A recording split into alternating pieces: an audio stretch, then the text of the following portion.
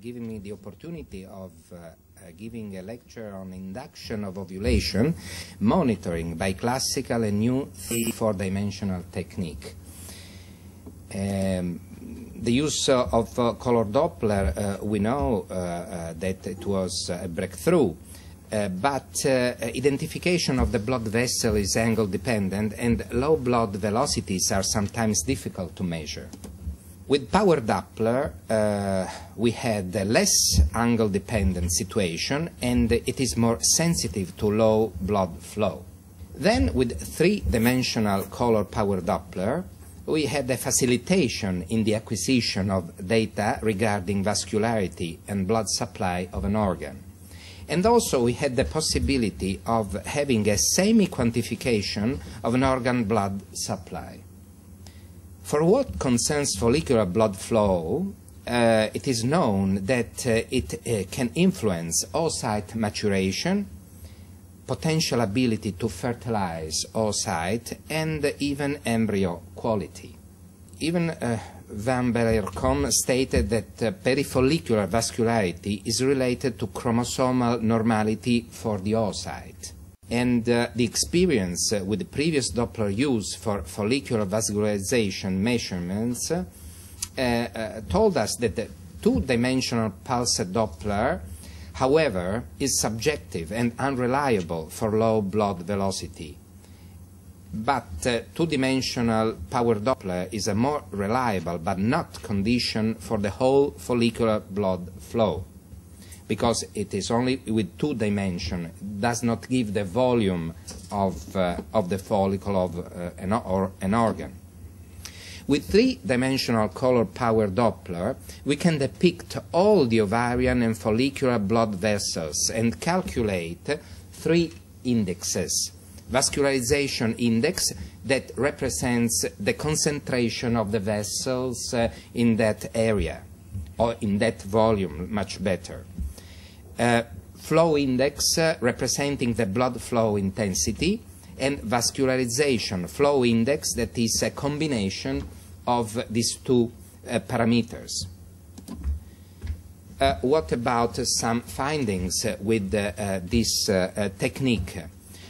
Some of the most important findings were that greater ovarian vascularity was found in stimulated IVF-ICSI cycles ending with pregnancy, and that ovarian vascularity correlates positively with the number of developed follicles and retrieved oocyte in ICSI cycles.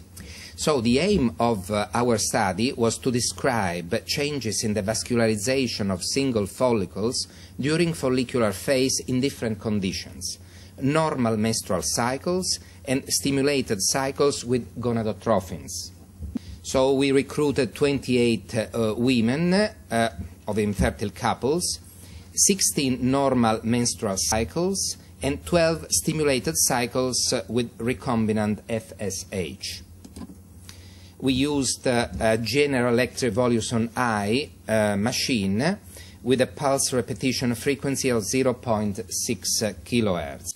Then we used the so-called Vocal, that is a software, virtual organ computer-aided analysis imaging program, in order to calculate follicle volumes and vascularity indexes that we have seen on the day of LH surge or HCG administration, and even some days before, in order to give a sort of monitoring of vascularization.